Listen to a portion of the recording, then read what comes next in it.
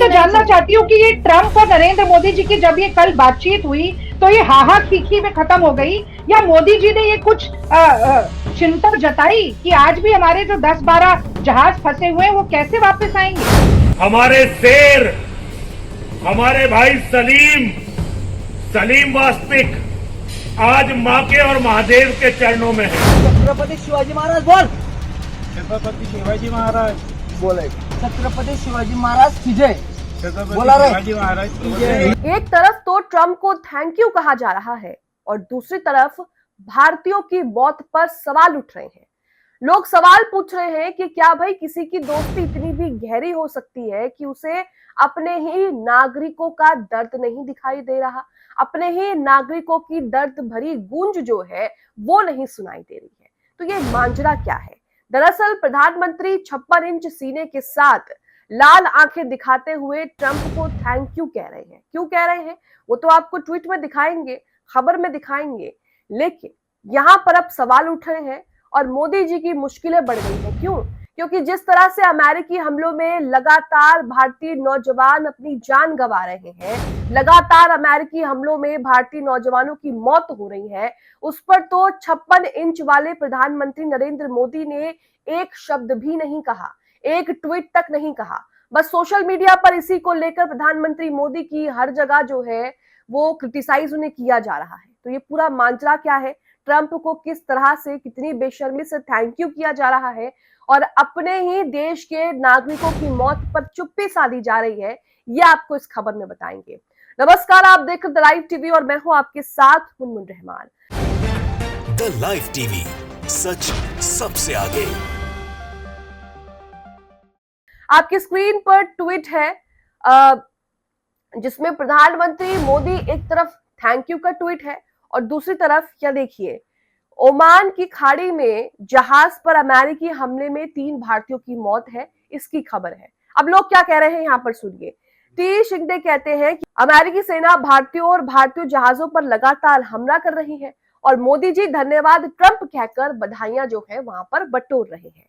अगर किसी दूसरे देश की सैन्य कार्रवाई में नागरिक खतरे में पड़े, भारतीय जहाज निशाना बने और भारतीय परिवार अपने प्रियजनों की सलामती के लिए चिंतित हो तो देश प्रधानमंत्री से नेतृत्व की उम्मीद करता है, मौन की नहीं। भाई सही बात है, हमारे जो देश के लोग हैं, हमारे जो नौजवान हैं, अगर वो किसी मुसीबत में पड़ते हैं तो हमारे प्रधानमंत्री को चाहिए कि वो लाल आंखें तुरंत से दिखा दें और 56 इंच का सीना जो है वो खोल करके रख दे अपने भारतीय नागरिकों के लिए। लेकिन यहाँ तो सारी कहानी ही उल्टी है।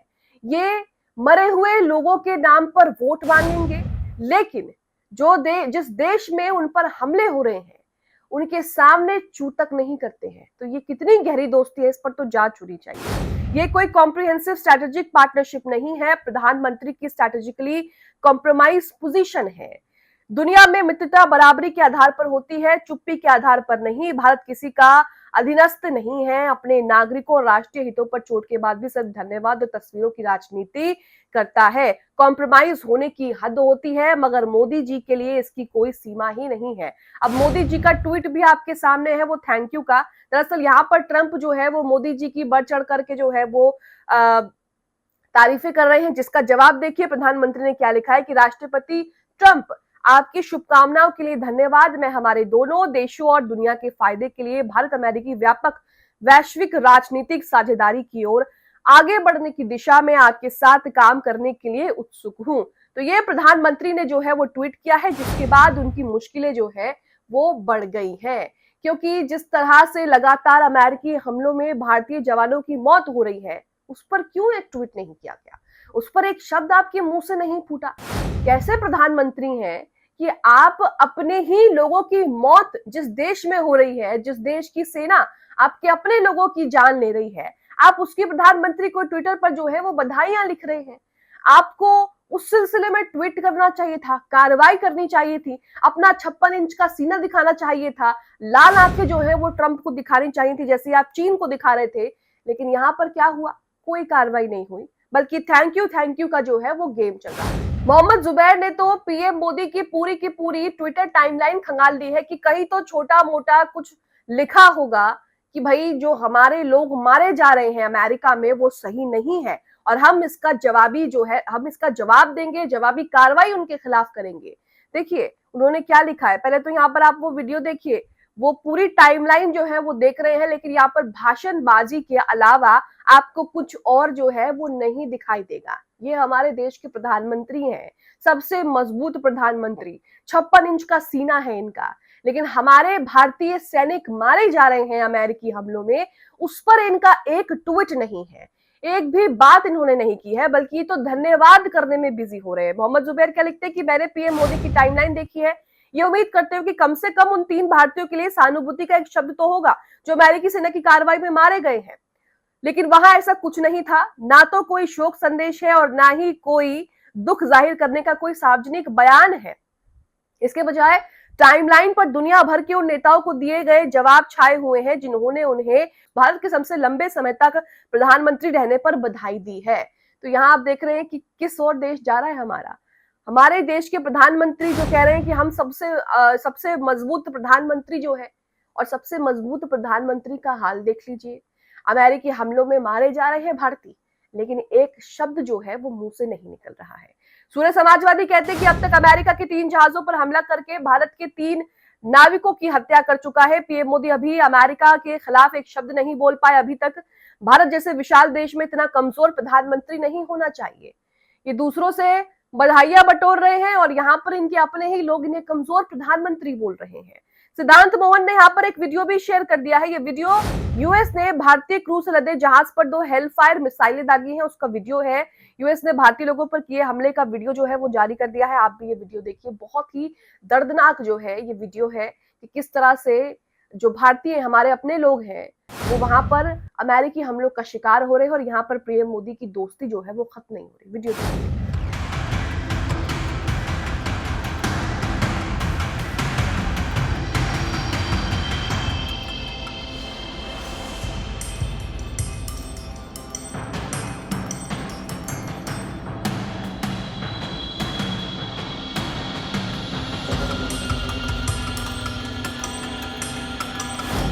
अब यहाँ पर वीडियो तो आपने देख ही रहे हैं कि क्या चल रहा है देश में। आप प्रधानमंत्री के जो फेवरेट एंकर हैं उनकी भी बात कर लीजिए कि वो किस तरह से ना सिर्फ अपने देश में बल्कि दूसरे देशों में भी जो है वो अपनी भद्द पिटवाते हैं अपनी फेक न्यूज के चलते। तो यहाँ पर देखिए ईरान इन इंडिया का एक ट्वीट है, यहाँ पर देखिए इन्होंने क्या लिखा है। तो कुल मिलाकर जो है बहुत बड़ा ट्वीट है, मैं कुल मिलाकर आपको बता रही हूँ कि ये जो नीचे अंजना ओम कश्यप का एक आपको वो स्क्रीनशॉट सा दिख रहा है, इसमें ये कहती है कि ईएमआई पर रोटी खा रहा है ईरान, यानी कि जो ईरानी है वो ईएमआई पर रोटी खा रहे हैं। ये तो इनकी भाषा है, ये इनकी पत्रकारिता का जो है वो स्तर है, लेवल है। चलिए छोड़िए, अब यहाँ पर खबर क्या है। ईरान ने इस खबर को सिरे से खारिज करते हुए कहा है कि आप फेक न्यूज फैला रही हैं जो कि सही नहीं है। देखिए यहाँ पर लिखा है, भारत में ईरान के इस्लामिक गणराज्य का दूतावास ईरान की आर्थिक स्थिति और जरूरी सामान और आम लोगों की जरूरत की सप्लाई में कथित दिक्कतों के बारे में कुछ मीडिया आउटलेट्स द्वारा फैलाई गई खबरों और दावों को पूरी तरह से खारिज करता है और उसके बाद जमकर जो है वो अंजना ओम कश्यप को बातें सुनाई जाती हैं। अभिषाक शर्मा ने ट्वीट किया है कि इंटरनेशनल रिकग्निशन यूट्यूब एजुकेटर्स जो है वो 2 कौड़ी के ही सही एंकर अंतरराष्ट्रीय सोना है। तो ये इंटरनेशनल लेवल पर किस तरह से अपनी बेइज्जती करवा रहे हैं ये आपके सामने है। इसी बीच राहुल कुमार भी इसे लेकर ट्वीट करते हैं कि आज तक की एंकर अंजना ओम कश्यप का लाइव टीवी पर ये बकवास फैला रही थी। हालांकि बकवास तो वो करती हैं। ईरान में भूखमरी इतनी बढ़ गई है कि लोग अब ईएमआई पर रोटी खरीद रहे हैं, ये तो इनकी बातें हैं। टीआरपी की भूख में बिना किसी फैक्ट चेक के परोसी गई फर्जी खबरें। भारत में स्थित ईरान की दूतावास ने पूरी दुनिया को सरेआम गलत करार देते हुए ऐसा करारा जवाब दिया कि अंतर्राष्ट्रीय थप्पड़ के बाद अब पब्लिक का गुस्सा 7वें आसमान पर है। पब्लिक मांग कर रही है कि देश का सिर शर्म से झुकाने वाली मीडिया चैनलों को तुरंत जो है वहां पर बैन ही कर देना चाहिए। बिना सोचे समझे उड़ाई जा रही इस कचरा पत्रकारिता का नतीजा है कि आज भारतीय media world press freedom index में शर्मनाक रूप से 197 नंबर पे जो है वो पहुंच गई। लेकिन इनको क्या फर्क पड़ता है, इन्हें तो जो है वो मस्त जो इनकी फीस है वो मिल रही है, चाहे पत्रकारिता का लेवल जो है वो गिर रहा है, उस बात से इन्हें जो है वो कोई फर्क नहीं पड़ता है। अब यहाँ पर कांग्रेस नेता रागिनी नायक ने किस तरह से भारतीय जनता पार्टियों को लाइव डिबेट में धोया, जरा आप भी। 3 लोग मर गए भारतीय क्रॉस फायर में, हमारा उस पर कोई बस नहीं है, हमारा अमेरिका पर कोई बस नहीं है। हमारे प्रधानमंत्री तो खुद ही सरेंडर कर चुके हैं। हमें तो रूस से तेल मांगने के लिए भी हाथ जोड़कर अवधि बढ़ाने का अनुरोध करना पड़ता है। तो हम किस पर बस चला सकते हैं? बस ये है कि हम रात को 11 बजे बर्थडे की विशेष जरूर ले सकते हैं नरेंद्र मोदी जी ट्रंप से। तो मैं तो जानना चाहती हूँ कि ये ट्रंप और नरेंद्र मोदी जी की जब ये कल बातचीत हुई तो ये हाहा खीखी में खत्म हो गई, या मोदी जी ने ये कुछ चिंता जताई कि आज भी हमारे जो 10-12 जहाज फंसे हुए हैं वो कैसे वापस आएंगे, कि हमारे 19,000 लोग जो फंसे हुए हैं उनको वापस लाने में ट्रंप भाई साहब आप हमारी क्या मदद कर सकते हैं? तो यहाँ पर रागिनी नायक कह रही हैं कि भाई आप जो है वो मुद्दों पर सवाल तो करते नहीं हो और बस ट्रंप से बातें करके जो है वो आपकी हाहा और खीखी जो है उसी में खत्म हो गई।